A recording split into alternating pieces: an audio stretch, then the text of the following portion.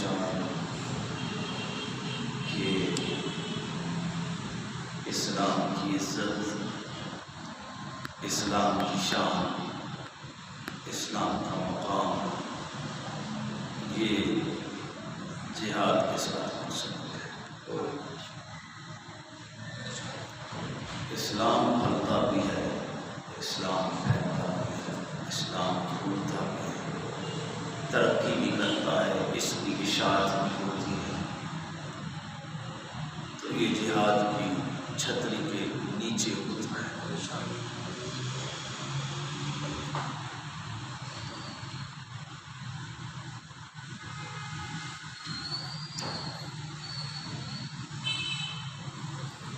مسلمان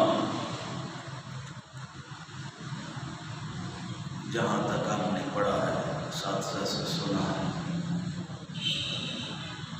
یہ تو عزت غیرت کا نام ہے۔ وہ کون سا مسلمان ہے جس کی دنیا میں عزت نہ ہو؟ جو لوٹا بنا پھرتا آلو کی طرح ہر جگہ فٹ ہو جائے، یہ کون سا مسلمان ہے؟ ہمارے لیے جس طرح قرآن کی عزت مسلم ہے، جس طرح صاحب قرآن کی عزت مسلم ہے، مسجد حرم کی عزت مسلم ہے، اسی طرح مسجد اقصیٰ کی عزت بھی مسلم ہے۔ وہ اللہ کا گھر ہے، قبلہ اول ہے۔ اور پھر سب سے بڑی بات کہ میرے نبی نے اس مسجد کے اندر انبیاء کو نماز پڑھائی ہے۔ سبحان اللہ۔ سید الانبیاء کا ٹائٹل اللہ کے علم و حکمت میں ہے، لیکن جب آپ نے وہاں پہ انبیاء کو نماز پڑھائی ہے تو سید الانبیاء تو اس مسجد سے نبی پاک ٹھہرے، تو ہمارے لیے اتنی عزت والی ہے جتنی کہ مسجد حرم ہے۔ افسوس، سادہ افسوس ہے کہ نبی پاک کا وہ فرمان کہ مسلمان کے ایک جسم کے ایک عضو میں اگر تکلیف ہو تو پورا وجود تکلیف کو محسوس کرتا ہے۔ آج ایک طرف تو قبلہ اول چل رہا ہے، آج ایک طرف تو قبلہ اول پہ قتل و غارت کا سماں برپا ہے، اور دوسری طرف امت مسلمہ کے مسلمانوں کو اپنی جان کی فکر پڑی ہے، اپنے مال اپنی گھر کی فکر پڑی ہے۔ تو کہاں پہ نبی پاک کا یہ فرمان کہ یہ ایک جسم کی مانند ہے؟ آج اگر یہود و نصارہ اکٹھے ہو سکتے ہیں تو یہ مسلمان کیوں نہیں اکٹھے ہو سکتے؟ میں تو اتنا ہی سمجھا، ساری زندگی انہوں نے سیرت مصطفیٰ کو اپنایا، کہاں گئی سیرت مصطفیٰ؟ ساری زندگی عمر فاروق کے قصے ہم سناتے رہے، قومیں سنتی رہی، کہاں گیا وہ عمر فاروق کا دور؟ کہاں گئی ان کی تعلیمات؟ کہاں گئی ان کی عمارت؟ کہاں گئی ان کی حکومت؟ جب وقت آتا ہے تو ہم کسی اور کی گود میں جا کے بیٹھتے ہیں، ہم اپنے اسلاف کو بھول جاتے ہیں۔ کہاں گیا شہادت کی رٹ لگاتے ہیں ہم؟ امام حسین کی شہادت کو کدھر رکھو گے؟ انہوں نے راہ عظیمت اختیار کی، کہاں گئی حسینی رٹ لگانے والے؟ کدھر گئے؟ تو ہمیں تو جب اللہ نے کہہ دیا ہے یا ایھا الذین آمنوا لا تتخذوا اليہود والنصارى، اے ایمان والو یہود و نصارہ تمہارے دوست نہیں ہو سکتے، ان کے پیچھے نہ چلو، یہ تمہارے حمایتی کبھی نہیں ہو سکتے۔ تا وقت کہ تم ان کے دین کو قبول کرو، ان کی بات مانو، ان کے ہو جاؤ، جب تک تم ان کے نہیں ہوتے یہ تمہارے نہیں ہو سکتے۔ یہ ٹال حقیقت ہے۔ آج دیکھ لو امریکہ بہادر بھی وہاں پہ آ رہا ہے، پورے یہود و نصارہ جہاں پہ ہیں وہ اکٹھے ہیں، مسلمان کب اکٹھے ہوں گے؟ سوال ہے نا، مسلمان کس وقت اکٹھے ہوں گے؟ جب قیامت آ جائے گی، جب قیامت کا بازار برپا ہو جائے گا تب جا کے اکٹھے ہوں گے۔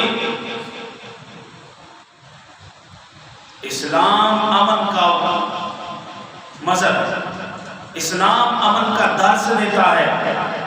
اسلام سے پرامن مذہب کوئی نہیں کائنات، لیکن تب جب امن ہو، تب جب حالات سازگار ہو، جب کفر جنگ کرے اور یہ امن کا درس دے، تو یہ کہیں شریعت میں نہیں ہے۔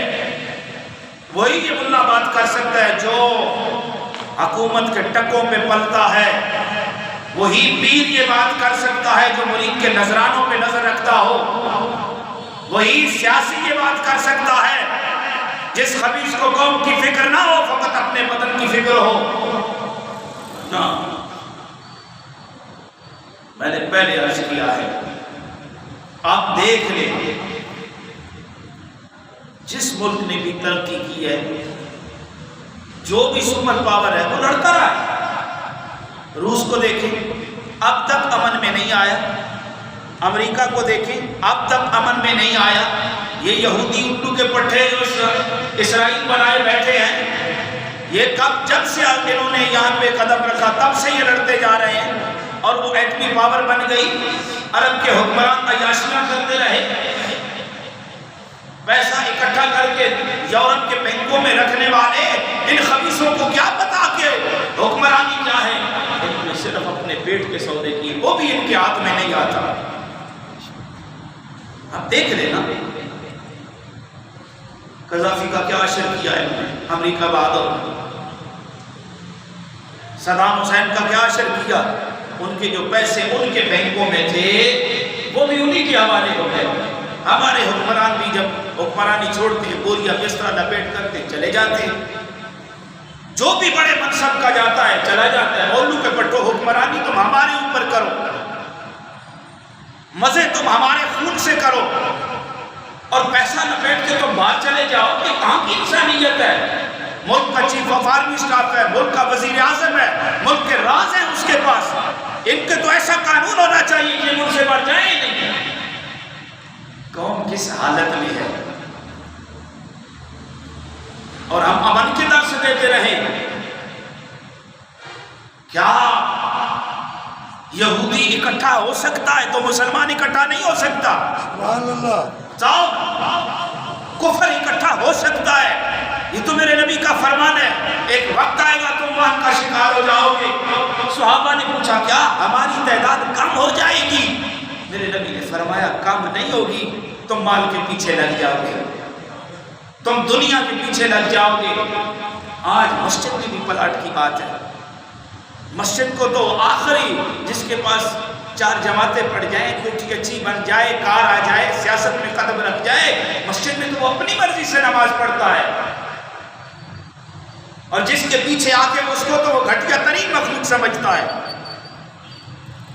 وہ تو کہتا ہے اس کی قسمت کا فیصلہ میرے ہاتھ میں ہے۔ تو اسلام کہاں سے پھیلے گا، کہاں سے اشاعت اس کی ہوگی؟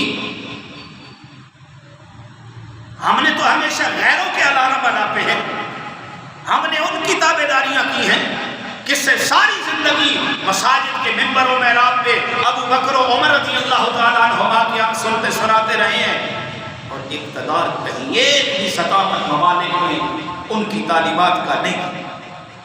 موزے تنگ تو کہتا ہے کہ میں عمر کا دور لانا چاہتا ہوں، یہ عمر کے دور کی لٹ 1400 سال سے لگانے والے ان کے پیٹ میں کون سا درد اٹھتا ہے؟ کائنات میں بتاؤ نا، حکمرانوں میں کوئی ایک تو عمر فاروق جیسا آیا ہو؟ کوئی ایک تو بتاؤ۔ مزے لیتے ہو نا جب حضرت عمر فاروق رضی اللہ تعالیٰ عنہ کی شان بیان کی جاتی ہے تو کیا مسجدوں میں نعرے نہیں گونجتے؟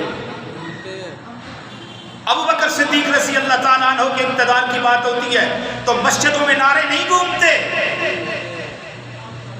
تعلیمات ہم عمر فاروق کی دیتے ہیں، تعلیمات ہم ابو بکر صدیق کی سناتے ہیں، قوم سنتی بھی ہے۔ جب وہ ووٹ کی اور اقتدار کی بات ہے تو پھر ہم اپنی سیاسی جماعت سے مجبور ہیں؟ بتاؤ نا، ہم نبی پاک سے مجبور ہیں؟ ہمارا جینا ان کے ساتھ ہے، ہمارا مرنا ان کے ساتھ ہے۔ کون ہے کائنات میں جس کی وجہ سے تجھے دنیا میں عزت ملی؟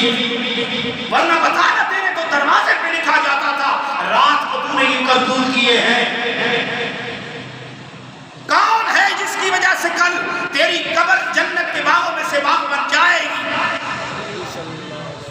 بتاؤ کون ہے جس کی وجہ سے تیرے لیے حشر کا 50,000 سالہ لمبا دن عصر کی 4 رکعتوں کے برابر ہو جائے گا؟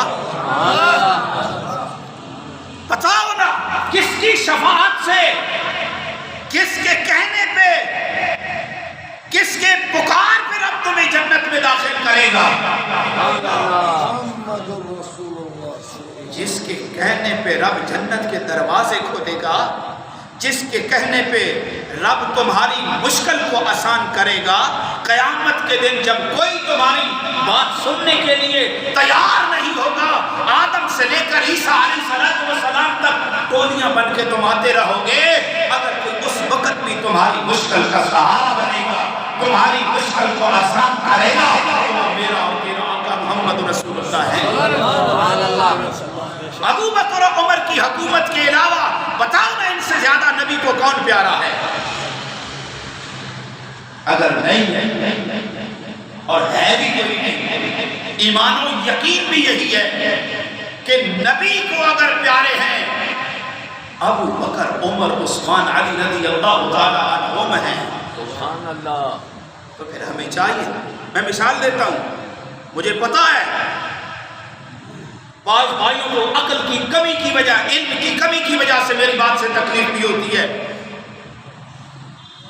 جب امریکہ بہادر نے افغانستان سے مانگا تھا اسامہ کو، وہ اس کے حوالے کر دیتے، آج طالبان کی حکومت ہوتی۔ اور بھائی، اسلام ٹکر کا مذہب ہے، اسلام شودہ مذہب نہیں ہے۔ اسلام اپنے ماننے والوں کو ذلیل اور حقیر نہیں بناتا، نہ مظلوم بناتا ہے، نہ یہ اللہ کا قانون قاعدہ ہے۔ میرا رب بھی کہتا ہے جب تمہیں دین کی بات جہاں پہ کرنے نہ دی جائے اس زمین سے ہجرت کر لو، دروازے تو میں کھولنے والا ہوں۔ مکہ والے جب رب کی توحید کی بات نہیں کرنے دیتے تھے اور کائنات کی جان محمد رسول اللہ کو نہیں کرنے دیتے تھے، تو اللہ کے نبی نے مکہ سے مدینہ ہجرت نہیں کی؟ کی ہے نا؟ تو مدینہ ریاست نہیں بن چکا؟ آج ہم کس مسلط کا شکار ہیں؟ ہماری اندر کی حالت دیکھ لو، کیا کبھی کہیں اور بھی ایسے ہوتا ہے؟ اللہ جب کہہ رہے ہیں اللہ کے نبی کی بات کبھی غلط نہیں ہو سکتی، یہ مال کے پیچھے پڑ کے تباہ و برباد ہو جائیں گے۔ جنگ یرموک میں جب حضرت اکمرہ رضی اللہ تعالیٰ عنہ ابن ابو جہل، آپ کا جب آخری وقت ہے، سانس آخری لمحات میں ہے، تو انہوں نے پانی مانگا۔ جب پانی کا پیالہ، کٹورا یا برتن لے کے جب ان کے پاس آئے، آگے سے آواز آئی، اللہ شکر، پیاس لگی ہے مجھے پیاس لگی ہے۔ انہوں نے کہا بھئی اکلا، یہ اسلام، یہ اسلام کی تعلیمات، یہ میرے نبی کے صحابہ ہیں، یہ ان کی تعلیمات ہیں۔ موت آئے اور بندہ مر رہا ہو اور اس کو پیاس بھی لگی ہو، تو یار کائنات میں کون ہے جو اس طرح کی تربیت کرتا ہے؟ کائنات میں لاؤ نا ان جیسی مثالیں۔ یہ وہی کر سکتا ہے جس نے میرے نبی کا کلمہ پڑھا ہے، کفر ایسے نہیں کر سکتا۔ بتاؤ نا، وہ تو نہندے، بے یار و مددگار، بے بس معصوم بچوں کے اوپر بمباری کر رہا ہے، اور ادھر اسی نبی کا کلمہ پڑھنے والے ہیں۔ وہ جب یہودی عورت کے گھر میں داخل ہوتے ہیں، وہ تو جب چلاتی ہے، روتی ہے، بچوں کی فکر کرتی ہے، انہوں نے کہا میری بہن ہم تو ان سے لڑتے ہیں جو میدان میں ہمارے ساتھ لڑے. ہم بے بس بے سہارا لوگوں سے نہیں لڑتے. میرے نبی کے تو ایسے پالے ہوئے ہیں, میرے نبی کے جوان تو ایسے ہیں جو مظلوموں کے اوپر ہاتھ نہیں اٹھاتے. یہودی زمانے کا ایسا پلید ہے یا قادیانی زمانے کا ایسا پلید ہے جس کی کائنات میں دوسری مثال نہیں ملتی. وہ کوئی اور ہوں گے جو کہتے ہیں قادیانی ہمارے بھائی ہیں, لعنت تیرے پہلے بوتھے کے اوپر ہم مر تو سکتے ہیں, ہم مٹ تو سکتے ہیں, ہماری عزت قربان ناموس رسالت کے اوپر قادیانی ہمارا نہیں ہو سکتا, نہ ہم قادیانی کے ہو سکتے ہیں.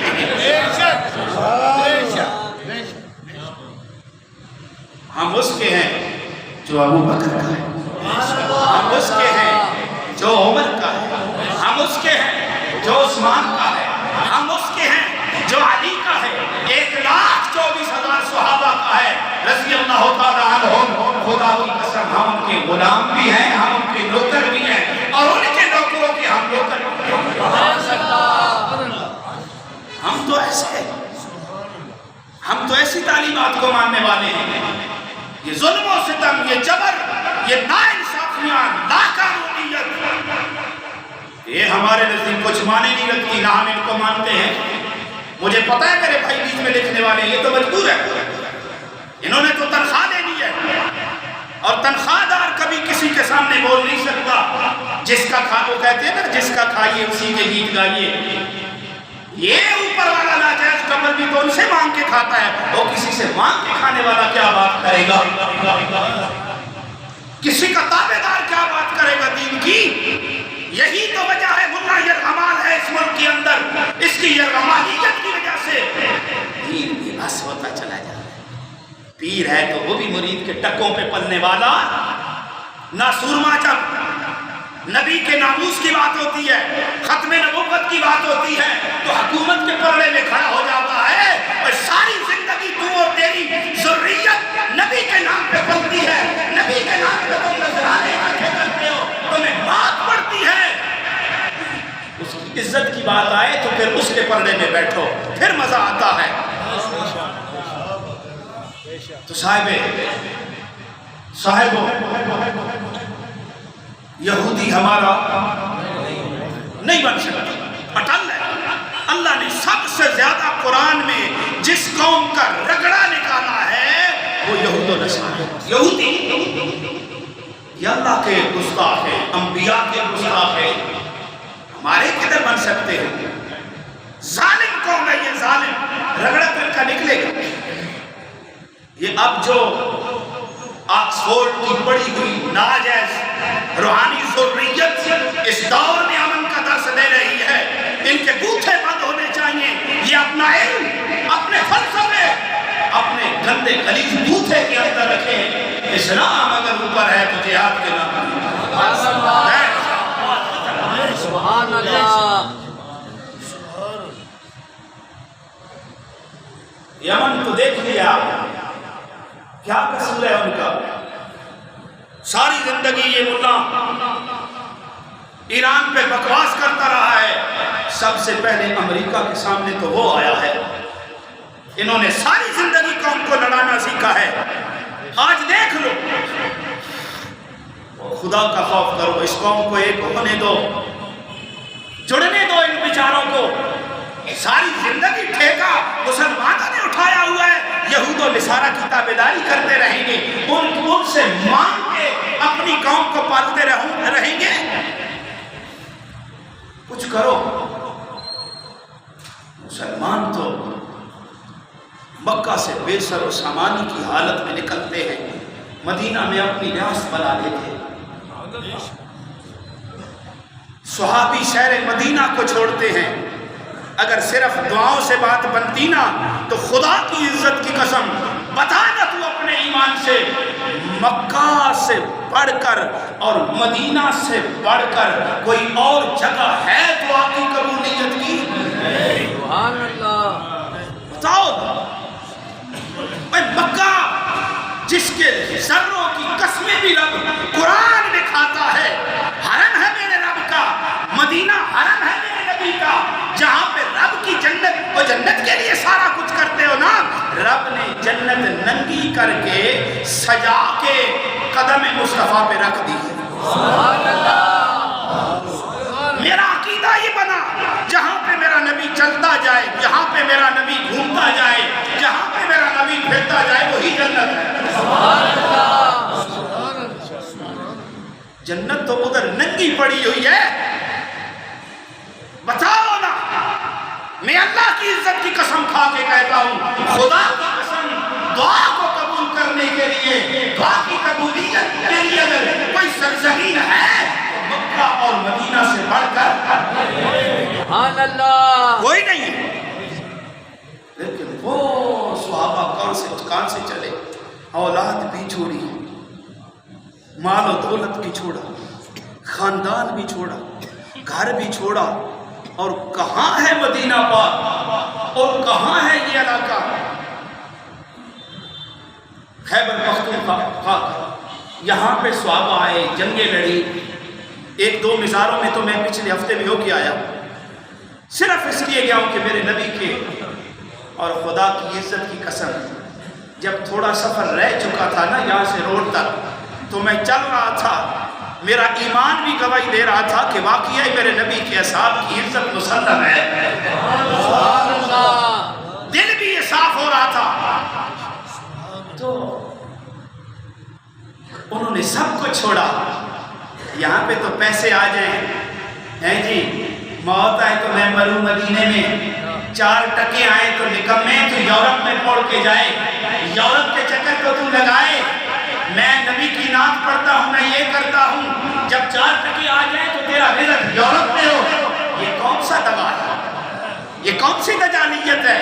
نبی سے محبت کا دعویٰ کرنے والا ابو بکر سے آگے کوئی نہیں، اور میرے نبی کے صحابہ سے بڑھ کر کوئی نہیں۔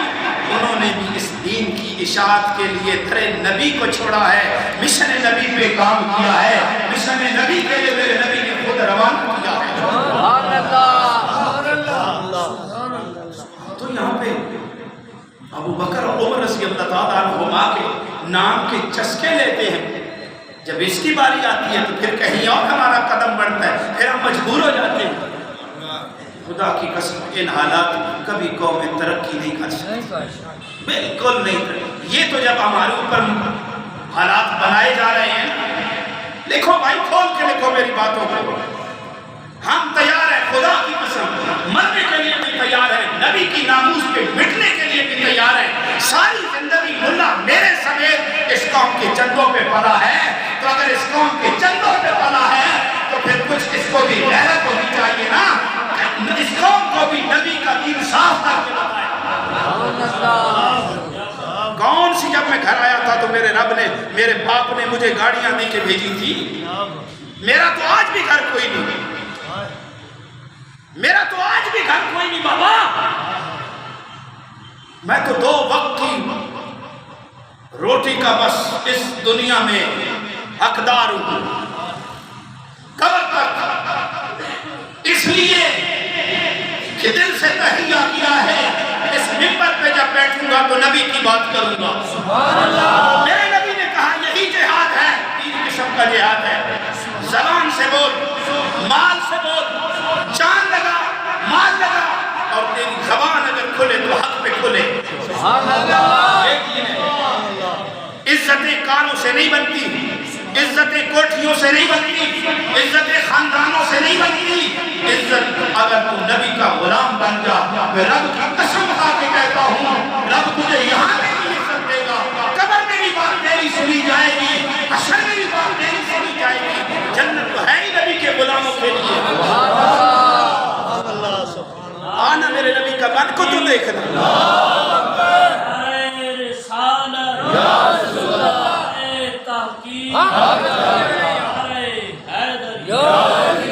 مت کسی مسلک کا شکار ہو، بات حق ہے تو پھر ڈنکے کی چوٹ پہ کرو، اور میں قسم اللہ کی کھا کے کہتا ہوں، قرآن کو، نبی کے فرمان کو اگر کہیں رکھ کے قوم عزت تلاش کرے گی، سکون تلاش کرے گی، خوشحالی تلاش کرے گی، کبھی نہیں مل سکتی۔ بھائی تنگی کی زندگی گزار رہا ہو اور تم صدقے خیرات فیس بک پہ تصویریں چڑھا رہا ہو تو میرا رب یہ قبول نہیں کرتا۔ کسی کی تو مشکل کو دنیا میں دور کرتا ہے، دنیا میں مشکل کو دور کرتا ہے، خدا کی عزت کی قسم ہے جب قیامت کے دن کوئی سہارا نہ ہوگا رب اس کو تیرا سہارا بن جائے گا۔ تو فلسطین میں اس وقت وہ حقدار نہیں مسلمانوں کی ہم مدد کے وہ حقدار نہیں۔ میرے نبی نے فرمایا تو دنیا میں اپنے مسلمان بھائی کی تنگدستی کو دور کر دے، اللہ دنیا و آخرت میں تیری تنگدستی کو دور کرے گا۔ سورج ادھر سے ادھر تو جا سکتا ہے، ادھر سے ادھر تو جا سکتا ہے، وَلَن تَجِدَ لِسُنَّتِ اللَّهِ تَبْدِيلًا۔ میرے نبی کی زبان سے نکلی ہوئی بات کو میرا رب رد نہیں کرتا، کیونکہ کائنات میں اللہ کو محمد رسول اللہ سے بڑھ کر آگے کوئی نہیں۔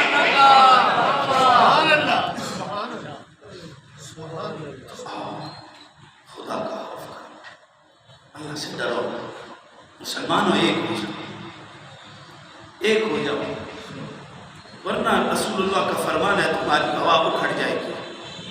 آج تو ہم سارے مال کے پیچھے لگے ہوئے ہیں، دین کی فکر تو ہوئی نہیں، دین کے لیے کام کر، یہ تو بات اٹل ہے۔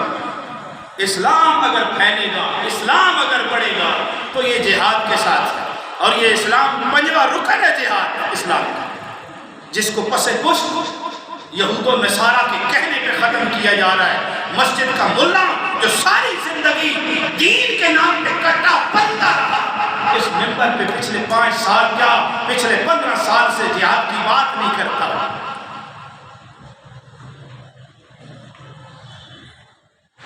حکومتیں تو بتاؤ نہ، جب امام ابو حنیفہ کا جنازہ نکل رہا تھا ظالموں نے کوڑے مار کے مارا ہے۔